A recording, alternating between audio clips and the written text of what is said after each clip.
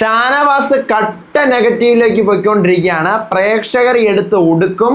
നോമിനേഷനിൽ വന്നു കഴിഞ്ഞാൽ പുറത്ത് പോകാനുള്ള സാധ്യതകളും കാണുന്നുണ്ട്. സാധാരണ നമ്മളൊരു സീസണിൽ കാണുന്ന ഒരു മെയിൽ ഷോവനിസവും കാര്യങ്ങളൊന്നും അല്ല ഈ സീസണിൽ ഇപ്പം നടന്നുകൊണ്ടിരിക്കുന്നത്. പ്രത്യേകിച്ച് ഷാനവാസ് എടുത്ത് പറയുന്നത് ഡ്രസ്സിങ്ങിനെ കുറിച്ചിട്ടാണ്. മര്യാദയ്ക്കൊക്കെ ഡ്രസ്സിങ് ചെയ്തില്ലെങ്കിൽ അല്ലെങ്കിൽ മോഡേൺ ഡ്രസ്സ് ധരിച്ച് നോർത്ത് ഇന്ത്യൻ സ്റ്റൈലിൽ ഡ്രസ്സ് ചെയ്തുകൊണ്ട് നടന്നു കഴിഞ്ഞാൽ നമ്മുടെ പ്രേക്ഷകരാരും വോട്ട് തരാൻ പോകുന്നില്ല. അതുകൊണ്ട് ഞാൻ പറഞ്ഞത് മനസ്സിലായല്ലോ. കേരളത്തിൻ്റെ സ്റ്റൈലിൽ തന്നെ ഡ്രസ്സ് ചെയ്യണമെന്ന് പറയണം. മീൻസ് മറയ്ക്കേണ്ടിടം മറയ്ക്കണം, ഒളിപ്പിക്കേണ്ടിടം ഒളിപ്പിക്കണം, പിന്നെ തുടയിൽ അത്രയും ഡ്രസ്സ് പാടില്ല. ഈ സാധനങ്ങളൊക്കെയാണ് ഇൻഡയറക്റ്റ്ലി നമ്മുടെ ഷാനവാസ് പറയുന്നത്. ഇപ്പോൾ ഈ 2025 ഷാനവാസ് എന്ന് പറയാൻ എന്ത് റൈറ്റ്സ് ആണുള്ളത്? ഞാൻ അതാണ് ചോദിക്കുന്നത്. അങ്ങനെ പറഞ്ഞതുകൊണ്ടൊന്നും യാതൊരുവിധ കാര്യമായില്ല. കാരണം ഓരോരുത്തരുടെ വ്യക്തിപരമായ സ്വാതന്ത്ര്യമാണ് അവരെങ്ങനെ ഡ്രസ്സ് ധരിക്കണം അല്ലെങ്കിൽ അവർ എന്ത് ചെയ്യണം എന്നുള്ള കാര്യം. ആ വീട്ടിലിപ്പോൾ അത്യാവശ്യം മോഡേൺ ഡ്രസ്സ് ധരിക്കുന്നത് ആദിലയുണ്ട്, നൂറയുണ്ട്, പിന്നെ നമ്മുടെ ജസയിലും ഉണ്ട്. അപ്പോൾ ഇന്ന് ഈ ടോപ്പിക്ക് സംസാരത്തിൽ വരുമ്പോഴത്തേക്കും ഷാനവാസിന് നല്ലൊരു കട്ട നെഗറ്റീവ് ഈ സാധനത്തിൽ പുറത്തു പോകുന്നുണ്ട്. ഇത് കൂടാതെ തന്നെ അനുമോളുമായിട്ടുള്ള ഒരു ഇഷ്യൂ, മീൻസ് നമ്മുടെ ലാലേട്ടൻ പ്രൊമോയിൽ പറഞ്ഞതുപോലെ ഒരു പരദൂഷണ കമ്മിറ്റി ഈ വീട്ടിൽ വേണ്ട. പരദൂഷണം കാർഡ് എടുത്തു കഴിഞ്ഞാൽ അത് കീറിക്കളയൂ എന്ന് പറഞ്ഞിരിക്കുകയാണ്. പരദൂഷണം കാർഡും കൂട്ടേടി കാർഡും ഇവിടെ കേൾക്കുന്ന അപ്പുറത്ത് പറയുന്ന സാധനവും ഏഷണി കയറ്റലും ഈ പറഞ്ഞത് കണക്ക് കുലപുരുഷ സ്വഭാവം, അങ്ങനെ 5 ക്വാളിറ്റീസാണ് ഇന്ന് എനിക്ക് ഷാനവാസിൽ നിന്നും കണ്ടുപിടിക്കാനായിട്ട് പറ്റിയത്. നിങ്ങൾക്ക് എത്ര ക്വാളിറ്റി ഷാനവാസിൽ നിന്ന് കണ്ടുപിടിക്കാൻ പറ്റി? മസ്റ്റായിട്ട് താഴെ കമൻറ്റ് ചെയ്യണം. ഷാനവാസിൻ്റെ ഇഷ്യൂ ഭയങ്കര നെഗറ്റീവാണ്. അത് പുള്ളി തന്നെ ശരിയാക്കിയില്ല എന്നുണ്ടെങ്കിൽ ഇന്ന് നിങ്ങൾ ലൈവ് നോക്കിക്കഴിഞ്ഞാൽ അറിയാൻ പറ്റും എത്രയും സ്ഥലത്ത് പുള്ളി ടെററായിട്ട് പെരുമാറുന്നുണ്ട്, നന്നായിട്ട് കത്തി കയറുന്നുണ്ട്. പക്ഷേ ഈ കത്തി കയറുന്നതൊക്കെ അടുത്ത നിമിഷം വായി വരുന്ന എന്തെങ്കിലുമൊക്കെ വിളിച്ചു വാരി പറഞ്ഞ് അതിനങ്ങ് ഉടച്ചു കളയും. അപ്പം നമ്മുടെ വാല്യൂ തന്നെ പോകുന്നത് നമ്മൾ തന്നെ ഓരോ വേല ചെയ്ത് വെച്ചിട്ടാണ്. ഇനി അപ്പാനി വീട്ടിനകത്ത് ഗ്രൂപ്പ് ഉണ്ടാക്കി. അപ്പാനി, അഭിശ്രീ, പിന്നെ ആര്യൻ, അക്ബർ ഖാൻ, ഇവർ 4 പേരുമാണ് ഗ്രൂപ്പ്. ഗ്രൂപ്പിനകത്ത് ഇന്നലെയൊക്കെ ഷാനവാസ് ഉണ്ടായിരുന്നു. പക്ഷേ ആ ഗ്രൂപ്പിനകത്ത് ഷാനവാസ് ഇന്ന് കാണിച്ച ഒരു അനുമോളുടെ വിഷയത്തിലാണ് ഷാനവാസ് ഈ ഗ്രൂപ്പ് ഇന്ന് പുറത്തു പോകുന്നത്. ബാക്കിയുള്ളവരൊക്കെ സ്റ്റിൽ ഇപ്പോഴും അവിടെ തന്നെ ഉണ്ട്. ഇവർ 4 പേരും കൂടി പ്ലാൻ ചെയ്യുന്നത് എല്ലാവരെയും എക്സ്പോസ് ചെയ്യിക്കാനാണ്. ഇവരെന്താ എക്സ്പോസ്ഡ് ആയി നടക്കുന്ന മനുഷ്യരാ? അപ്പാനി എക്സ്പോസ്ഡ് ആണോ? ആര്യൻ എക്സ്പോസ്ഡ് ആണോ? അതുപോലെ അക്ബർ ഖാൻ എക്സ്പോസ്ഡ് ആണോ? ഈ പറയുന്ന ഇവരുടെ ഗ്രൂപ്പിനകത്ത് നിൽക്കുന്ന ആരും എക്സ്പോസ്ഡ് അല്ല. പക്ഷേ ഇവർക്ക് ബാക്കിയുള്ളവരെ എക്സ്പോസ്ഡ് ആക്കണം. അത് ഒറ്റയ്ക്ക് നിന്ന് ചെയ്യാനുള്ള ധൈര്യം ഒരുത്തന്മാർക്കും ഇല്ല. ഇവന്മാർ പോയി ഓരോ പെണ്ണുങ്ങളുടെയും പിറകിൽ പോയി കുത്തുന്നു. ഇവർ ആകെ ആണുങ്ങളുടെ ദേഷ്യപ്പെടുന്നത് ഈ പറയുന്ന അനീഷിൻ്റെ അടുത്ത് മാത്രമുണ്ട്. പിന്നെ ഷാനവാസിൻ്റെ അടുത്ത് ഇന്ന് മറ്റേ കള്ളത്തരം വന്ന ഇഷ്യൂല് വേറെ ഒന്നും, ബാക്കിയൊക്കെ ചങ്കുകളാണ്. അപ്പാനിയാണ് തലവൻ. സത്യം പറഞ്ഞു കഴിഞ്ഞാൽ ഈ കൂടെ നിൽക്കുന്നവർ അവസാനം അടിമ മൊണ്ണയായിട്ട് മാറും. ആൾക്കാർ വാഴയെന്നും അടിമയെന്നും ഒക്കെ, അടിമയെന്നൊന്നും ഇതുവരെ ഇനി വിളിച്ചിട്ടില്ല. അടിമ കണ്ണെന്നൊക്കെ ഉള്ള പേരുകളൊക്കെ ഇനി ഉടനെ വന്നു തുടങ്ങും. കാരണം ആ ലെവലിലാണ് ഇവരുടെ ഓരോ ബിഹേവിയറിൽ. അപ്പം അത് ഭയങ്കരമായ ഒരു നെഗറ്റീവിലോട്ട് പോകും. അപ്പാനിക്ക് നല്ല ഗുണം ചെയ്യും, കാരണം പുള്ളിക്കാരൻ്റെ തന്ത്രമാണ്. ആ തന്ത്രത്തിലാണ് ഇപ്പോൾ കണ്ടസ്റ്റൻസ് ഇങ്ങനെ നിൽക്കുന്നത്. അപ്പോൾ ഇതാണ് ഇന്നത്തെ ദിവസം നടന്ന മെയിൻ ഹൈലൈറ്റ്. പിന്നെ അനുമോളും ഈ പറയുന്ന ജസയിലുമായിട്ടുള്ള ഒരു വഴക്ക്, ഒരു ജട്ടിയുടെ പ്രശ്നത്തിൽ നടന്ന ഒരു വഴക്ക്, ഈ വഴക്കും ചർച്ചയാവുന്നുണ്ട്. പ്രേക്ഷകർ ഏറ്റവും കൂടുതൽ എനിക്ക് തോന്നുന്നു ഇപ്പം സപ്പോർട്ട് ചെയ്തുകൊണ്ടിരിക്കുന്ന കണ്ടസ്റ്റൻറ്റുകൾ ഒന്ന് അനുമോളും പിന്നെ ഒന്ന് നമ്മുടെ റെനയുമാണ്. റെന 19 വയസ്സേ ആ കുട്ടിക്കുള്ളൂ എങ്കിലും ഇന്നലെ കാണിച്ച അതേ സാധനം തന്നെയാണ് ഇന്ന് നമുക്ക് ലൈവിൽ കാണാൻ പറ്റുന്നത്. നല്ല ബോൾഡായിട്ട് മെച്ചുവറായിട്ട് അഭിപ്രായങ്ങളെല്ലാം തന്നെ ആ കുട്ടിക്കുണ്ട്. ഗെയിമിനെ കുറിച്ച് ഇതിലൊക്കെ ഉപരിയായിട്ട് ഗെയിമിനെ കുറിച്ച് വ്യക്തമായ ഒരു കാഴ്ചപ്പാടും എന്താണ് ഈ ഗെയിമിൽ ചെയ്യേണ്ടത് എന്നുള്ളൊരു വിവരവും ബോധവും ഉള്ളൊരു കുട്ടിയാണ്. എനിക്ക് തോന്നുന്നു അവിടെയുള്ള ഒത്തിരി വയസ്സുള്ള ആളുകൾക്ക് പോലും ഒന്നും അറിയത്തില്ല. പക്ഷേ എന്നിരുന്നാലും ഈ ചെറിയ കുട്ടിക്ക് ബിഗ് ബോസ് എന്താണെന്നും ബിഗ് ബോസിൽ എങ്ങനെ കളിക്കണം എന്നുള്ള കാര്യം വളരെ വ്യക്തമായിട്ട് അറിയാം. അത് കറക്റ്റ് പറയുന്നുണ്ട്. പക്ഷേ ഇന്ന് 1-2 ഇടത്ത് ചെറുതായിട്ടൊന്ന് പാളിയിട്ടുണ്ട്. പക്ഷേ എന്നാലും റെന കയറി വരുന്നതായിട്ടാണ് ഭയങ്കരമായ ഒരു യുവാക്കളുടെ ഇടയിൽ ഒരു ട്രെൻഡിങ് പിടിച്ചു പറ്റാൻ പറ്റും എന്നാണ് എനിക്ക് തോന്നുന്നത്. കാരണം റെന വരുന്നു എന്ന് പറഞ്ഞപ്പോൾ തന്നെ എല്ലാവരും ക്യൂട്ട്നെസ് എന്ന് പറഞ്ഞുകൊണ്ടാണ് ഇരുന്നത്. പക്ഷേ അങ്ങനെയല്ല, ഇത് വേറൊരു ലെവലാണ്, കളിച്ച് നേടുന്ന സാധനം തന്നെയാണെന്നാണ് എനിക്ക് മനസ്സിലായത്. പിന്നെ ബിഗ് ബോസ് ഇവർക്ക് എല്ലാവർക്കും പണി കൊടുത്തിരിക്കുകയാണ്. ഇപ്പം പുറത്ത് കിടക്കുന്ന 4 പേരാണ് ഷാനവാസ്, ഷൈത്യ, ജസേല്, ബിൻസി ഒന്നും സ്ക്രീനുകളിലേ ഇല്ല. ലൈവിലെ പോലെ ലൈവും എപ്പിസോഡും കൂടി ഭയങ്കര ഡിഫറൻസ് ആണ്. ഈ എപ്പിസോഡിലുള്ള പല സംഭവം ലൈവിലും ഇല്ല, ലൈവിലുള്ള പല സംഭവങ്ങളും ഈ എപ്പിസോഡിലും ഇല്ല. ഇത് രണ്ടും കൂടി കാണുന്ന ആൾക്കാരുടെ മെൻറ്റാലിറ്റി, റിവ്യൂ കാണുമ്പോൾ ഒരു അഭിപ്രായം, അല്ല എപ്പിസോഡ് കാണുമ്പോൾ ഒരു അഭിപ്രായവും ലൈവ് കാണുമ്പോൾ മറ്റൊരു അഭിപ്രായമാണ് പേഴ്സണലി നമുക്കൊക്കെ. കാരണം അങ്ങനെയാണ് ലൈവിൽ നടക്കുന്നത്, മൾട്ടി ക്യാമറ വെച്ച് കാണേണ്ട അവസ്ഥയാണ്. കാരണം എവിടെന്നോ എന്തോ ഒരു പ്രശ്നം നടക്കുന്നു, നമ്മളിപ്പോൾ കാണുന്ന ഈ ക്യാമറയിലേക്ക് അവർ ഇപ്പോൾ പ്രശ്നം ഉണ്ടാക്കുന്ന രണ്ടുപേരോടെ കയറി വരുമ്പോൾ നമ്മൾ എന്തൊക്കെയാണോ കാണുന്നത് അത് മാത്രമേ നമുക്ക് അറിയാൻ പറ്റുന്നുള്ളൂ. ഇത് എവിടെ നിന്നാണ് ഈ പ്രശ്നങ്ങൾ ഇളവി വരുന്നതെന്നും അല്ലെങ്കിൽ എന്താണ് ഇതിൻ്റെ ഉറവിടം എന്നുള്ള കാര്യം നമുക്ക് മനസ്സിലാവുന്നില്ല. ആ ലെവലിലാണ് ലൈവും പോയിക്കൊണ്ടിരിക്കുന്നത്. ലൈവും ഭയങ്കരമായി കട്ടാണ്, നല്ല രീതിയിലുള്ള കട്ട് ലൈവിനകത്തും വരുന്നുണ്ട്. പിന്നെ ഇന്ന് ഇത്തിരി കൂടിപ്പോയി അല്ലെങ്കിൽ ഓവറായിപ്പോയി എന്ന് എനിക്ക് തോന്നിയത് ഓരോരുത്തരുടെയും പേരിൽ 4 പേര് വെച്ച് ഇവിടെ പുറത്താക്കാൻ നിങ്ങൾ നോമിനേറ്റ് ചെയ്യാൻ പറയുന്നുണ്ട്. അത് ബിഗ് ബോസ് തന്നെ ഇടയ്ക്ക് ഞാൻ പറഞ്ഞത് അബദ്ധമായി പോയോ എന്നൊരു തോന്നൽ ബിഗ് ബോസിനുണ്ട്. പണിപ്പുര ടാസ്ക് എന്ന് പറഞ്ഞ് വെറുതെ നിസാർ അതൊരു ഷോ ഓഫ് ആണ്. ആ സാധനം എന്തായാലും നടക്കൂല എന്നുള്ളത് അറിയാം. ബിഗ് ബോസ് തന്നെ ഇവർക്ക് തുണിയൊക്കെ കൊടുത്തു വിടുന്നുണ്ട്. ഇത് തമിഴ് ബിഗ് ബോസ് സീസൺ 7 സംഭവമാണ്. നാളത്തെ പ്രൊമോയും വന്നിട്ടുണ്ട്. വേറൊന്നുമല്ല, ഷാനവാസും അക്ബറുമായിട്ടുള്ള ഉടക്കാണ്. നീ കുങ്കുമപ്പൂവിലെ രുദ്രം കളിക്കണ്ട ഇവിടെ, ഇത് കുങ്കുമപ്പൂവല്ല എന്ന് പറയുന്നു. പിന്നെ അപ്പാനി ശരത്തും അതുപോലെ നമ്മുടെ അനീഷുമായിട്ടുള്ള സ്ഥിരം വഴക്ക്. നീ എൻ്റെ പിറകെ നടന്ന് എൻ്റെ വായിന്ന് കേട്ടേ അടങ്ങുന്നുണ്ടെങ്കിൽ നിൻ്റെ പിറകെ വന്ന് നിന്നെ ഞാൻ ശരിയാക്കും അനീഷെ എന്ന് പറയുന്ന ഒരു സാധനം. വേറെ ഒന്നും പ്രമോ ഇല്ല, സ്ഥിരം വഴക്ക്. ഇപ്പം 2 ദിവസമായിട്ട് ആരൊക്കെ തമ്മിലാണോ വഴക്ക് നടക്കുന്നത്, ഈ വഴക്ക് തന്നെയാണ് ഇപ്പോൾ ഹൗസിനകത്ത് നടന്നുകൊണ്ടിരിക്കുന്നത്. അപ്പോൾ ഇത്രയൊക്കെ തന്നെയാണ്. അപ്പോൾ ഇന്നത്തെ വൈകിപ്പിക്കേണ്ട തുടങ്ങാം. ഇന്നത്തെ ബിഗ് ബോസ് സീസൺ 7 മലയാളത്തിൻ്റെ ഡേ 2 ഓഗസ്റ്റ് 5-ാം തീയതിയിലെ ഫുൾ എപ്പിസോഡ് റിവ്യൂ ആയിട്ടാണ് ഞാൻ വന്നിരിക്കുന്നത്. So welcome back to Ansif moonlight media. I am Ansif. Video ആദ്യമായിട്ട് കാണുന്നവർ ചാനൽ സബ്സ്ക്രൈബ് ചെയ്യണം, ലൈക്ക് ചെയ്യണം, ഷെയർ ചെയ്യണം. നിങ്ങളുടെ അഭിപ്രായങ്ങൾ മസ്റ്റായിട്ട് താഴെ കമൻറ്റ് ചെയ്യണം. ഇതുപോലത്തെ ബിഗ് ബോസിൻ്റെ അപ്ഡേറ്റ്സിനും റിവ്യൂസിനും ഒക്കെ ആയിട്ട് ഇപ്പം തന്നെ നമ്മുടെ FB പേജും ഇൻസ്റ്റാ പേജും മറക്കാതെ ഫോളോയും ചെയ്യണം. മോർണിംഗ് 8:10 സോങ് ജോണി മോനെ ജോണി പാട്ടാണ്. അനീഷാണ് എപ്പിസോഡിലെ മെയിൻ താരം.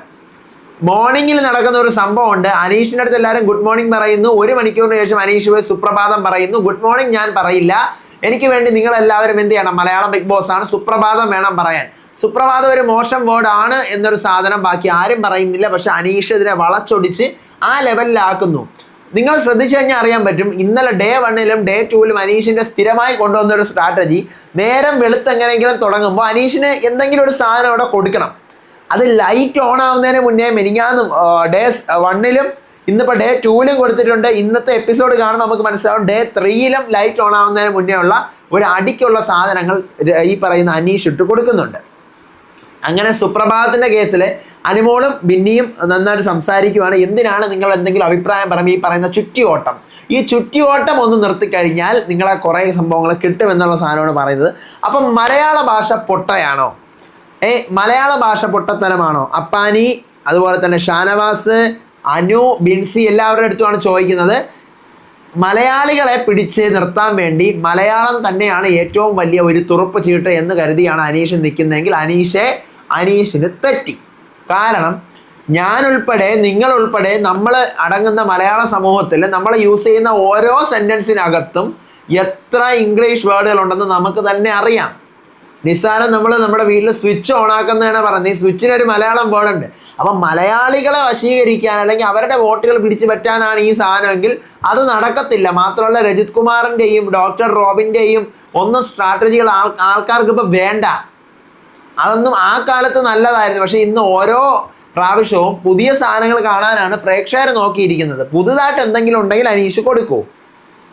ദെൻ പിന്നീട് അനുമോള്, അതുപോലെ തന്നെ ഷാനവാസ്, അപ്പാനി ഇവർ തമ്മിലുള്ള മരുന്നിൻ്റെ ഇഷ്യൂ ആണ്. അതിനകത്ത് ഷാനവാസ് തന്നെയാണ് പ്യുവർലി ഇൻറ്റൻഷ്യലി മാനിപ്പുലേഷൻ, ഏഷണി, പരദൂഷണം, കൂട്ടയടി, ഈ സാധനം ഇല്ല കണ്ടവരുടെ വീട്ടിൽ അടി ഉണ്ടാകുമ്പോൾ ഇത് മനഃപൂർവ്വം അവിടെ ക്രിയേറ്റ് ചെയ്യുന്നുണ്ട് ഷാനവാസ്. എന്നിട്ട് അനു കരയുമ്പോഴത്തേക്കും ഭയങ്കരമായി അതിനൊന്ന് തിരിച്ചു വിട്ടിട്ട് അനു കരഞ്ഞല്ലോ, അപ്പോൾ ഇത്രയും സപ്പോർട്ടുള്ള ഒരാളാണ്. അപ്പോൾ കരഞ്ഞു കഴിഞ്ഞാൽ അത് എന്തായാലും ഷാനവാസിന് ഭയങ്കര നെഗറ്റീവ് ഇമ്പാക്റ്റ് ഉണ്ടാവും. അപ്പം നീ കരയൂല എന്നാണ് ഇവിടെ വന്നിട്ട് പറഞ്ഞിരുന്നത് എന്ന് പറഞ്ഞ് ആ സംഭവത്തിനെ തിരിച്ചു വിട്ട് കഥ മാറ്റുവാണ്. പക്ഷേ അനുമോൾ ഇത് തന്ത്രപൂർവ്വമായിട്ട് ഈ ഷാനവാസിനെ പൂട്ടുന്നു.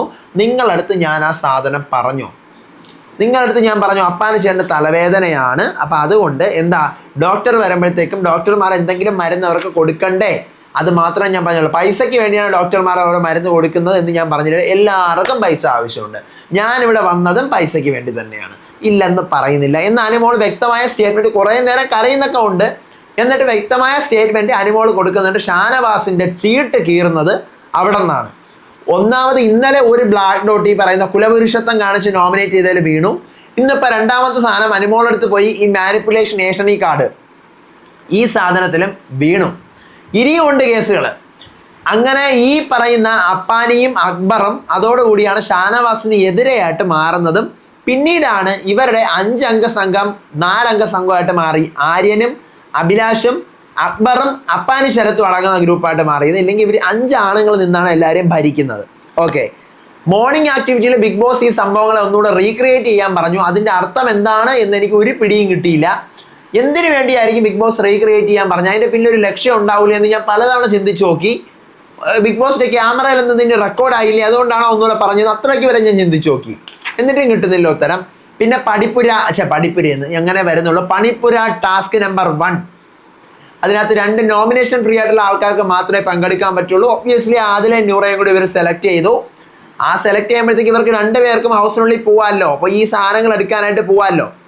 അപ്പോൾ ആ ഒരു സംഭവത്തിൽ വിജയകരമായി അവർ തോൽക്കുകയാണ്. കാരണം 15 സെക്കൻഡ് 16 സെക്കൻഡിനകത്ത് അവർക്ക് തിരിച്ചെത്താനൊന്നും പറ്റത്തില്ല. ആര്യൻ, അപ്പാനി, അഭിലാഷ്, അക്ബർ ഇവര് നിന്നുകൊണ്ട് അടുത്ത് ജസേലിനെ നമുക്ക് എക്സ്പോസ് ചെയ്യിക്കണം. എല്ലാവരെയും നമുക്ക് ആക്റ്റീവ് ആക്കണം. അല്ല, ഞാൻ ചോദിക്കട്ടെ, ഇവന്മാർ ആക്റ്റീവാണോ? ഇവന്മാർ അനീഷിന്റെ പിറകെ നടക്കുകയാണ്. അനീഷ് കാരണമാണ് അപ്പാനി ശരത്തിനായാലും അക്ബറിനായാലും ഈവൻ ഷാനവാസിനായാലും അഭിശ്രീക്കായാലും ഒക്കെ കണ്ടന്റ് കിട്ടുന്നത് ഈ പറയുന്ന അനീഷ് അതിനകത്തുള്ളതുകൊണ്ടാണ്. അനീഷ് ഇല്ലാത്ത ഈ 3 ദിവസം നിങ്ങൾ ചിന്തിച്ച് നോക്കിയാൽ ഇവരവിടെ ഈച്ചയായിട്ട് ഇരിക്കത്തേ ഉള്ളൂ. അത് വേറെ കാര്യം. പക്ഷെ അനീഷിന്റെ ഗെയിമിനെ നമുക്ക് ഒരിക്കലും അംഗീകരിക്കാൻ പറ്റത്തില്ല. പോയ 4 വർഷം 5 വർഷം മുന്നേയുള്ള ഗെയിം അനീഷ് കൊണ്ട് ഇറക്കുന്നു. ഇവന്മാരാണ് സത്യത്തിൽ പെട്ട് കിടക്കുന്നത്. അനീഷിനും ഇതുകൊണ്ട് ഒരു ഉപയോഗവും ഇല്ല. കുറെ ഫെയിം കിട്ടി, കുറെ ചൊറിയനെന്നുള്ള വേർഡും കേൾക്കാം, അല്ലാതെ ആരും കൊണ്ടേ വോട്ട് കുത്തൊന്നും തോന്നുന്നില്ല. അതേപോലെ തന്നെയാണ് രതീഷിന്റെ കഴിഞ്ഞ വർഷം നടന്ന ഇൻസിഡന്റ്. അതേ സാധനമാണ് ഇപ്പൊ അനീഷ് വെച്ച് പിടിക്കുന്നത്. Aneesh, Ratheesh strategies are almost like same. Okay, പിന്നെ ഇതിനകത്ത് നടക്കുന്ന സാധനം ജിസേലിനെ എക്സ്പോസ് ചെയ്യാൻ പോകുമ്പോഴത്തേക്കും ജിസേൽ ഒരു അപാര ഡയലോഗ് അടിക്കുന്നുണ്ട്. ജിസേലിൻ്റെ ചില സംസാരം കേൾക്കുമ്പോൾ നമുക്ക് ഹിന്ദി ബിഗ് ബോസിന്റെ വില എന്താണ്, സ്റ്റാൻഡേർഡ് എന്താണെന്ന് മനസ്സിലാവും. പലപ്പോഴും ഹിന്ദി ബിഗ് ബോസ് എന്താണ്, അല്ലെങ്കിൽ ബിഗ് ബോസ് ഹിന്ദി നിങ്ങൾ കാണണം എന്ന് പറഞ്ഞുകൊണ്ട് ഞാൻ അടക്കം പല റിവ്യൂവേഴ്സും പല തവണയായിട്ട് നിങ്ങളോട് പറഞ്ഞിട്ടുണ്ടാവും. ആ സ്റ്റാൻഡേർഡ് ഈ ജിസേൽ എന്ന് പറയുന്ന ഒറ്റ കണ്ടസ്റ്റന്റിന്റെ പല പല സെന്റൻസിൽ നമുക്ക് കാണാൻ പറ്റും.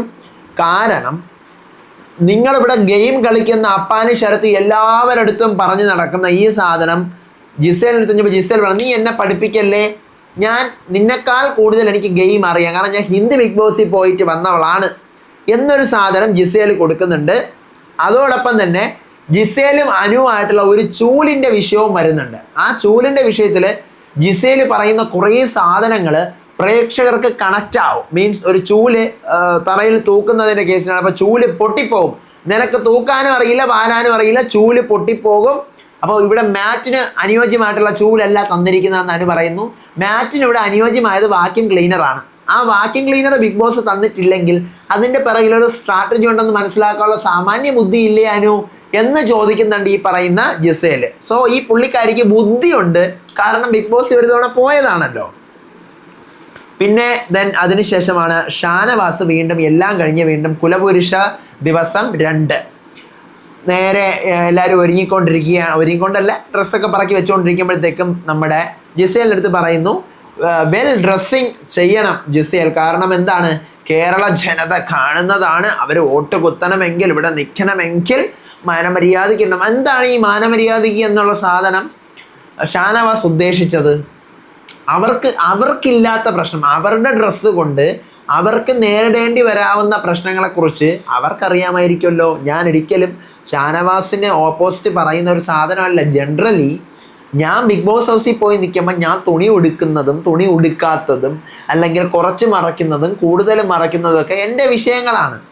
അപ്പോൾ ഞാൻ അവിടെ എങ്ങനെ നിൽക്കുന്നു, ഇത് കേരളമാണ് അല്ലെങ്കിൽ ഇത് തമിഴ്നാടാണ്, എനിക്ക് ഇത്ര വോട്ട് കിട്ടുന്നു എന്നുള്ള കാര്യം, അല്ലെങ്കിൽ ഇത്ര വോട്ടേ കിട്ടുള്ളൂ എന്നുള്ള സാധനം ആദ്യം തിരിച്ചറിയേണ്ട ആരാണ്? നമ്മളാണ്. അത് നമ്മൾ തിരിച്ചറിഞ്ഞിട്ടും നമ്മൾ അങ്ങനെ തന്നെ നിൽക്കുന്നുണ്ടെങ്കിൽ അത് നമ്മുടെ പേഴ്സണാലിറ്റിയാണ്. എൻ്റെ പേഴ്സണാലിറ്റി ഞാൻ മാറ്റില്ല എന്നൊരു സാധനമാണ് ജിസേലിൽ എനിക്ക് മനസ്സിലായത്. കാരണം നാട്ടുകാരുടെ വോട്ടിന് വേണ്ടി എനിക്ക് കെട്ടിമറച്ച് നടക്കണ്ട, എനിക്ക് കെട്ടേണ്ടിടം കെട്ടിമറച്ച് നടക്കേണ്ട ആവശ്യമില്ല. ഞാൻ ഇങ്ങനെ നോർത്ത് ഇന്ത്യയിൽ ജീവിക്കുന്നത് ഇങ്ങനെയാണ്, അത് തന്നെയാണ് ഞാൻ ഇവിടെയും കാണിക്കുന്നത്. ഇനി കേരളത്തിന് വേണ്ടി മാറാൻ എനിക്ക് പറ്റില്ല. ഞാൻ ചോദിക്കട്ടെ, ഇവിടെയുള്ള മലയാളി ജനങ്ങളെ നമ്മുടെ നോർത്ത് ഇന്ത്യയിലേക്ക് പോയി കഴിഞ്ഞാൽ അവരുടെ ഡ്രസ്സിങ് സ്റ്റൈൽ ഡിഫറെൻ്റ് ആണ്. അവരങ്ങോട്ട് പോയിട്ട് ഇവിടെ ഉള്ളവർ പോയി അവരുടെ രീതികൾ സ്വീകരിക്കണം, എന്നാലും മാത്രമേ അവർ അക്സെപ്റ്റ് ചെയ്യുള്ളൂ. അങ്ങനെ ആരെങ്കിലും സമ്മതിക്കുമോ? ഒരിക്കലും ഇല്ല. അപ്പം അതുകൊണ്ട് ഓരോരുത്തരുടെ വസ്ത്രധാരണം അവരവരുടെ ഇഷ്ടമാണ്. ഇത് വീണ്ടും വലിച്ചിടുമ്പോഴത്തേക്കും ആദിലാനൂറയ്ക്കും ഈ പറയുന്ന നമ്മുടെ ജിസേലിന് മനസ്സിലാവുകയാണ് നോമിനേറ്റ് ഇന്നലെ എനിക്ക് വന്നിരിക്കുന്നത്, അല്ലെങ്കിൽ ഈ ആദിലാനൂറയ്ക്ക് വന്നിരിക്കുന്നത്, അല്ലെങ്കിൽ എനിക്ക് വന്നിരിക്കുന്നതിൻ്റെ ഒരു കേസ് ആരാണ്? അല്ല, ആദിലാനൂറയ്ക്ക് വന്നിട്ടുണ്ടോ എന്നറിയില്ല, ജിസേലിനാണ് വന്നിട്ടുള്ളത്, ശരിയാണ്. അപ്പോൾ വന്നിട്ടുള്ളതിന് മെയിൻ റീസൺ ആരാണ്? ഈ പറയുന്ന ഷാനവാസാണ് നോമിനേറ്റ് ചെയ്യുന്നുള്ള കാര്യം ഇവർക്ക് നല്ല വ്യക്തമായി മനസ്സിലാവുന്നുണ്ട്. അതാണ് കാര്യം. ഓക്കെ, ഒന്നും മിണ്ടുന്നില്ല ജിസേല്, ആ വിഷയം കളയുന്നു, എനിക്ക് മനസ്സിലായി എന്ന് പറയാണ്. പിന്നീടാണ് ചായ കേസ് വരുന്നത്. അനുമോളും ഈ പറയുന്ന ജിസേല് തന്നെയാണ് ഇന്നത്തെ തിളക്കമായിട്ട് നിൽക്കുന്ന കണ്ടസ്റ്റന്റ്. അതിനകത്ത് രണ്ടുപേരുടെയും ഭാഗത്ത് ശരിയും ഉണ്ട് തെറ്റും ഉണ്ട്. ചായ അങ്ങോട്ട് ഓണാക്കി ഇങ്ങോട്ട് ഓണാക്കി എന്ന് പറഞ്ഞു. പക്ഷേ ജിസേൽ ഇതിനകത്ത് കുറേ തെറ്റിദ്ധാരണകൾ മൈക്കിൻ്റെ കേസിൽ, ഇന്നലെ ജട്ടി എടുത്ത് ക്യാമറയിൽ കാണിച്ച കേസിലൊക്കെ വെച്ചിട്ടുണ്ടായിരുന്നു. അനുമോളും ഈ പറയുന്ന പോലെ ഒരു ട്രിപ്പ് മോഡിൽ വന്നിട്ട് കുറേ സാധനങ്ങൾ ഈ പയ്യന്മാരുടെ കൂടെ ചേർന്ന് വൈബായിട്ട് നിന്നുകൊണ്ട് ഇവർ ചെയ്യുന്ന കുറേ സാധനം, ജട്ടി പൊക്കി ക്യാമറയെ കാണിക്കുക, അതുപോലെ സ്ത്രീകളുടെ ഡ്രസ്സുകൾ പൊക്കി കാണിക്കുക, അതിനെയൊക്കെ സപ്പോർട്ട് ചെയ്തിട്ട് ക്യാപ്റ്റനോട് അത് പറയുന്നുമില്ല. ക്യാപ്റ്റൻ്റെ അടുത്ത് പറഞ്ഞു കഴിഞ്ഞാലും വിഷയമാണ്, കാരണം തീ കത്തിക്കും ക്യാപ്റ്റൻ, അത് വേറെ വിഷയം. അപ്പം ഇത്രയാണ് മെയിൻലി ഗെയിം വൈസ് പറയാനുള്ളത്. ഇനി കുറച്ച് നമ്മുടെ ലൈവിൽ ഇതുവരെ വരാത്ത കുറച്ച് കഥ പറയാനാണെങ്കിൽ എപ്പിസോഡിൽ കുറച്ച് കഥയുണ്ട്. രാത്രി രേണുവും നെവിനുമായിട്ടുള്ളൊരു വിഷയമാണ്. നെവിൻ വെറുതെ ചുമ്മാ നിന്ന് ആട്ടയാണ്. രേണു തിരിച്ച് ആട്ടുന്നു. നെവിൻ്റെ കയ്യിൽ നിന്നൊരു സാധനം പോകുന്നു. നെവിൻ പറഞ്ഞു, നിന്റെ മുഖം കണ്ടാലേ ആട്ടാൻ തോന്നും. That's the wrong statement Nevin. പക്ഷെ അത് നെവിൻ്റെ കയ്യിൽ നിന്ന് പോയതാണെന്ന് അത് കാണുന്ന എല്ലാവർക്കും മനസ്സിലാവും. നെവിൻ്റെ കയ്യിൽ നിന്ന് പോയതാണ്. നെവിൻ അതിനായിട്ട് മൂടാൻ വേണ്ടി നല്ല രീതിക്ക് ശ്രമിക്കുന്നുണ്ട്. മാത്രമല്ല, ഇന്നൊരു ഫെമിനിറ്റിയുടെ പേര് പറഞ്ഞുകൊണ്ട് എന്നെ ഈ പറയുന്ന ഷാനവാസ് ഇവിടെ ഒരു പെർഫോം ചെയ്തപ്പോഴത്തേക്കും നിന്നെയാണ് കാണിച്ചതെന്ന് പറഞ്ഞു. അപ്പം അതുകൊണ്ട് എന്തായാലും അങ്ങനത്തെ ഒരു പേഴ്സൺ പോയിട്ട് ഒരാളെ മുഖത്ത് നോക്കി ആക്ഷേപിക്കുന്നത് എനിക്ക് തോന്നുന്നില്ല. എനിക്ക് അതിനകത്ത് ഫീൽ ചെയ്തത് കയ്യിൽ നിന്ന് പോയി, നെവിൻ്റെ കയ്യിൽ നിന്ന് പോയി. പക്ഷെ അത് എൻ്റെ ഞാൻ ശ്രദ്ധിച്ചില്ല, അറിയാതെ പറഞ്ഞു, സോറി എന്ന് പറഞ്ഞ് തീർക്കാനുള്ള സാധനം വീണ്ടും അത് കണ്ടിന്യൂ ചെയ്ത് പോയി. ഇത് മിക്കവാറും ഈ കേസ് ഓർത്ത് വെച്ചോ, ഇത് ഉറപ്പായിട്ടും രേണു സുധി പൊട്ടിക്കും എപ്പോഴെങ്കിലും. നീ എന്നെ ആട്ടടാ, നീ എന്നെ അടിക്കോ, നീ എന്നെ അടിക്കടാ എന്ന് പറഞ്ഞ് തിരിച്ച് നിൽക്കുകയാണ് രേണു സുധി.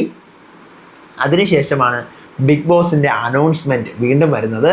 നമ്മുടെ 4 പേർക്ക് പുറത്ത് കിടക്കാനായിട്ട് ബിഗ് ബോസ് പറഞ്ഞിട്ടുണ്ടായിരുന്നു. ഈ 4 പേരും പുറത്ത് ഒരു സമയം കട്ടിലുണ്ട്, കട്ടിലിൽ ഒരാൾ മാത്രമേ ഇരിക്കാൻ പാടുള്ളൂ, ഇരിക്കരുത്, കട്ടിലുണ്ടെങ്കിൽ കിടക്കണം. മനസ്സിലായോ? ഉറങ്ങിക്കഴിഞ്ഞാൽ ആരെങ്കിലും പൊക്കി റെഡ് മാർക്ക് കൊണ്ട് വെച്ച് കഴിഞ്ഞാൽ ഔട്ടാവുമെന്ന് പറയുകയാണ്. രാത്രി ആരും ഉറങ്ങുന്നില്ല അകത്ത്. അപ്പാനിയും പടയെന്ന് പറഞ്ഞു കഴിഞ്ഞാൽ ഇപ്പം പെണ്ണുങ്ങൾ എല്ലാവരും ഉണ്ട്. പടയുടെ അടുത്ത് പറഞ്ഞു, ഇവർ 3 പേര് വിചാരിച്ചു കഴിഞ്ഞാൽ, ഈ പുറത്ത് കിടക്കുന്ന 3 പേര് വിചാരിച്ചു കഴിഞ്ഞാൽ ഷൈത്യയെ സുഖമായിട്ട് ഔട്ടാക്കാം.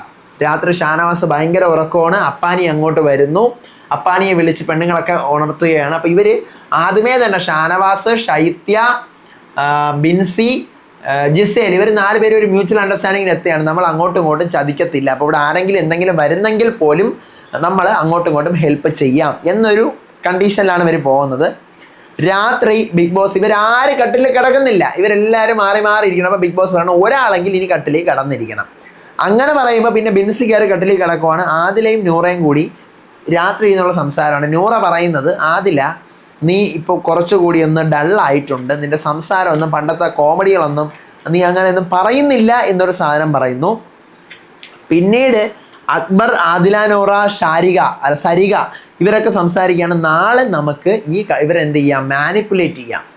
ആരെ? ഈ 3 പെണ്ണുങ്ങളെ, ഈ ഷാനവാസിൻ്റെ കൂടെ നിൽക്കുന്ന 3 പെണ്ണുങ്ങളെ മാനിപ്പുലേറ്റ് ചെയ്ത് കഴിഞ്ഞാൽ നാളെ മാത്രമല്ല, നാളെ മറ്റന്നാൾ അതിൻ്റെ പിറ്റന്നൊക്കെ അവിടെ കിടക്കാനുള്ളതാണ്. ഷാനവാസിനെ നമുക്ക് സുഖമായിട്ട് ഔട്ടാക്കുക എന്നുള്ള പ്ലാനാണ് അപ്പാനി ശരത്ത് ഈ പെൺപടയുടെ അടുത്ത് കുത്തിതിരിച്ച് വിടുന്നത്. ഇത്രയാണ് മെയിൻ എപ്പിസോഡിനകത്തുള്ളത്. പ്ലസിനകത്ത് ഷാരികയുടെ കുറച്ച് മിമിക്രി സാധനങ്ങളും അതിനെ ചൊല്ലിയുള്ള അനീഷിൻ്റെ ആവശ്യമില്ലാത്ത വഴക്കുമാണ് സ്ഥിരം പല്ലവി. പിന്നെ അതിനകത്ത് പ്രധാനമായിട്ട് എടുത്തു പറയാനുള്ള ഒരു സാധനം, രാവിലെ, അതായത് ഇന്നിനിപ്പോൾ ലൈവിൽ വരത്തേ ഉള്ളൂ, രാവിലെ 5 മണിക്ക് അനീഷ് എഴുന്നേക്കുന്നു. അനീഷ് എഴുന്നേറ്റ് മിണ്ടാതെ അങ്ങനെ കേട്ടാണ് അടുത്ത് കിടന്നുറങ്ങുന്ന സമയത്താണ് അക്ബർ അപ്പാനി ഇവരടുത്ത് രണ്ടുപേരടുത്തും സരിക വന്ന് എന്തോ സംസാരിക്കുന്നു. ഒന്ന് മിണ്ടാതിരിടേ കിടക്കടേ എന്ന് പറഞ്ഞുകൊണ്ട് അനീഷ് ദൂരത്തു നിന്ന് ഒരു കമന്റ് അടിക്കുമ്പോൾ അനീഷിന്റെ മണ്ടയിൽ ചാടിക്കയറുന്ന അപ്പാനിയും അക്ബറിനെയാണ് നമുക്ക് കാണാൻ പറ്റുന്നത്. ഇതാണ് എപ്പിസോഡിനകത്തും പ്ലസിനകത്തും ഉള്ളത്. റെനയാണ് ഈ എപ്പിസോഡിനകത്ത് ഇല്ലെങ്കിലും ലൈവിനകത്ത് റെനയാണ് താരം. റെനയെ ഒത്തിരി പേർക്ക് കണക്റ്റ് ആവുന്നുണ്ട്.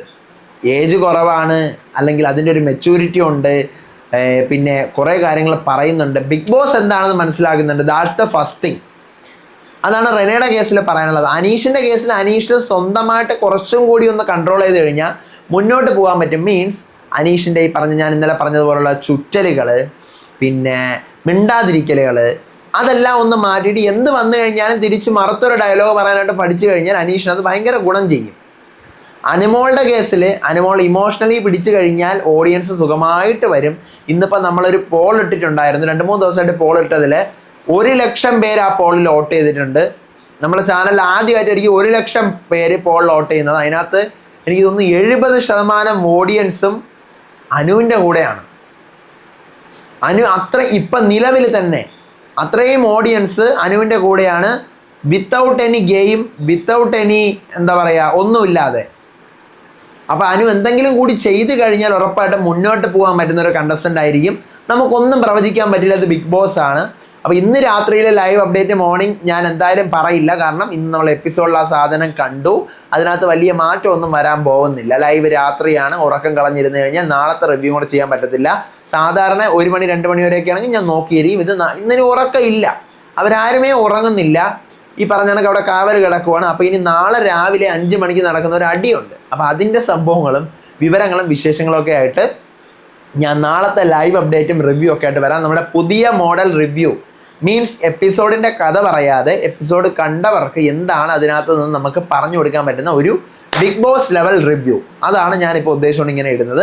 നിങ്ങളുടെ ഒപ്പീനിയൻസ് മസ്റ്റായിട്ട് താഴെ കമൻറ്റ് ചെയ്യണം. ആ വീഡിയോ നിങ്ങൾക്ക് ഇഷ്ടപ്പെട്ടെങ്കിൽ ലൈക്ക് ചെയ്യണം. അതുപോലെ തന്നെ വീഡിയോ ഹൈപ്പ് ചെയ്യാനുള്ള ഓപ്ഷൻ ഉണ്ട്, ഹൈപ്പ് കൊടുക്കുക, നിങ്ങളുടെ ഫ്രണ്ട്സിന് ഷെയർ ചെയ്ത് കൊടുക്കുക. അടുത്ത വീഡിയോ ആയിട്ടും വിശേഷമായിട്ടും ലൈവ് അപ്ഡേറ്റ് ഒക്കെ ആയിട്ട് വരാം. അപ്പോൾ അതുവരേക്കും ബൈ.